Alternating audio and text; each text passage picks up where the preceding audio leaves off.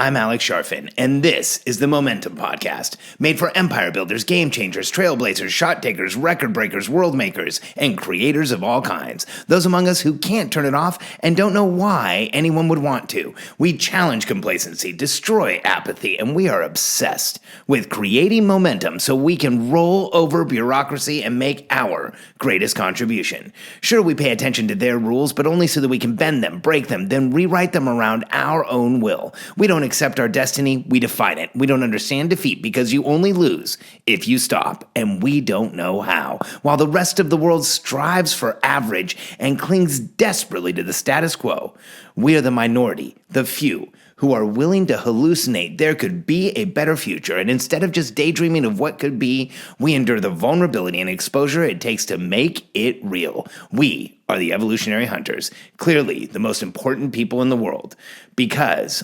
entrepreneurs are the only source of consistent, positive human evolution, and we always will be. People as process will stop you. For most entrepreneurs, we started our business by ourselves. Most of us started our businesses by ourselves. We started doing something, we started working at something, and did everything. We did every single part of the business to move it forward. And if you didn't start by yourself, maybe you started with your husband or your wife, or you had a partner or someone who was working with you, you still did most everything in the business.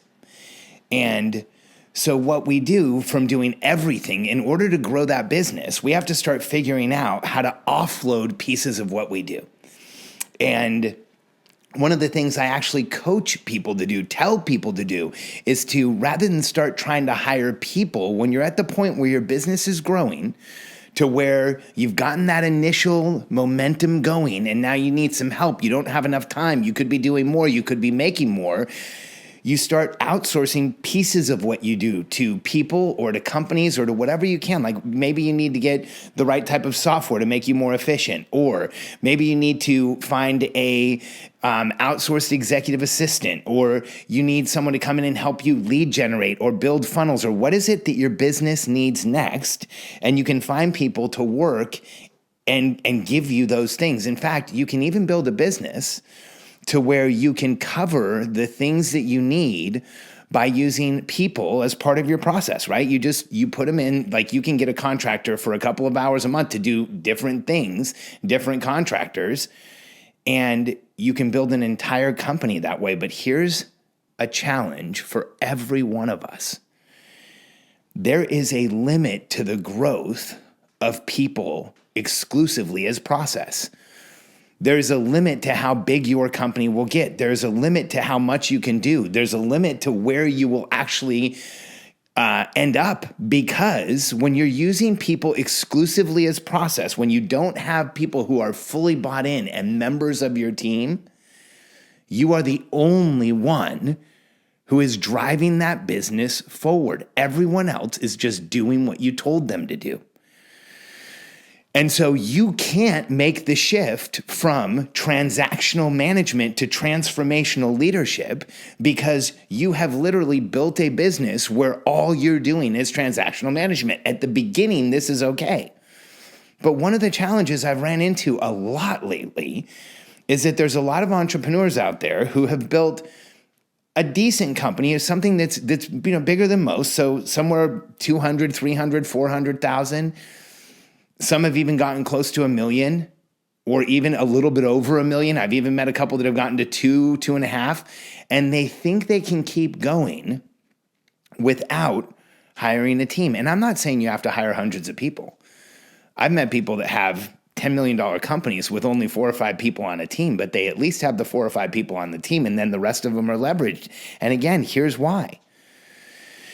If you don't have anyone else on the team who's working with you, you can't shift into transformational leadership, which is giving someone else a clear outcome, coaching their success along the way, and then getting a leverage result. So you go from the 3 steps of transactional management, which is telling someone what to do, checking it was done, and telling them what to do again, which is when you use people as process, that's exactly what you're doing. You transition to giving people on the team, the ones who are committed to, the true believers that you hire, the people who want to help your business, who want to help your clients, who want the outcomes you want, you're going to give them clear outcomes and tell them what you want. Show them what is it, that forward-looking plan, and tell them what it is in the business you want. What is the outcome? Then you're going to personally, leadership is a contact sport. You're going to coach their success along the way. If you do it within a system and a framework, there's not pain. It feels like momentum. And then you get leveraged results. And that is when your business can go to multiple millions. Because if you don't have anyone else around you who's helping you, you're going to get stuck in place. Now, are there exceptions? Yes, there are. There are, and they are very well known, and they do incredibly well, and they don't have teams. And, there's some people out there like, Mike Dillard's a friend of mine, and Mike was making 7, 8, somewhere around that $1 million a year with 100% contracted help. But Mike is like Mike Dillard. You're not going to probably be Mike Dillard. There's one of him. I know him well, and he's one of the most unique genius people I've ever met. And the last time I was hanging out with him, he was in the process of building a team because he realized he was butting up against even his ceiling. Because here's the difference between every business out there that builds a team and the ones like those of you who are resistant to going out and hiring people and to learning how to lead them and to learning how to get them to help you go in the direction, is that every other business that has a team that can give their team outcomes is ahead of you. Because it's you against multiple people. And you know what? I know you're good. But I don't care who you are. I'll beat you with a team. It doesn't matter who I'm competing against. If that person is resistant to building a team, I know we will roll right over them. Katie and I were in the real estate industry, and we sold a product that showed real estate agents how to help homeowners in foreclosure. When we first released that product, we had about 60 competitors. I know, because I had them all in a matrix. I wanted to understand what I was dealing with. About 2 years later, when we had sold about 18,000 of that product, we had about 300 competitors.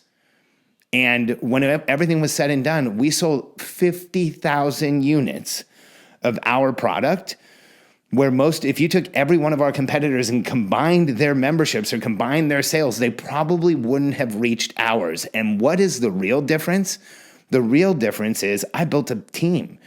We had an entire tribe of people in Austin who were driving our product forward, who were helping us sell the product, who were finding opportunities for it, who were helping us build relationships, who were chasing down other opportunities. Because you know what? In every single business I've ever seen, there's more than one person worth of opportunity. And until you have more than you chasing that opportunity, you are the biggest limitation your business has. And if you're going to carry around a limitation about building a team and you are committed to using people exclusively as process, I want you to understand something. You may be able to do better than most. You may be able to even get into the like crazy land like Mike Dillard. Like what he did is extraordinary. It just shows you how amazing Mike is to get to the numbers he did without a team, totally independent. You might be able to get there, but even then you're going to bump into a ceiling. And here's an even more important reason why people as process will stop you. As entrepreneurs, there are 9 base level questions that drive our growth. It starts with, how do I stop pressure and noise? You can go back to the episode that I did on these questions, so you can go through them in detail, and I'll go through them in detail. But it starts with, how do I stop pressure and noise? People like us experience more. We feel more pressure and noise. When we are smaller, it's probably pre-verbal the first time you thought this. Then we move on to, what is wrong with me? Most of us come to the realization we're different than the rest of the world very young. And we ask, what's wrong with me? Why am I so different? Then that difference drives us to ask the question, how do I get ahead? Then we even ask, how do I get further ahead? And it's in that time where so many entrepreneurs have kind of a shaky background. Like I know a lot of people who don't deny their how do I get ahead period, but don't want their kids to find out about it. And if you drive far enough into how do I get ahead, and if you start, as an entrepreneur and you're asking that question, you naturally have to ask the question, how does my team get me ahead? And when you use people as process, that's exactly what you're doing. You're saying, how do you help me get ahead? But there's this elegant transition that happens in the life of an entrepreneur when we build a team and we go past this question, which usually happens right around $1 million. We start asking the question, not how does my team get me ahead, but how does my team get ahead? Because we recognize that no longer are we limited by our own success. We now have the opportunity to experience the benefits of multiple people's success. And we ask this question, how does my team get ahead? And it drives us to become transformational leaders, to learn how to communicate better with people, to show up in a different way, to be more consistent, to be the type of person that is worthy of running the company that you should have.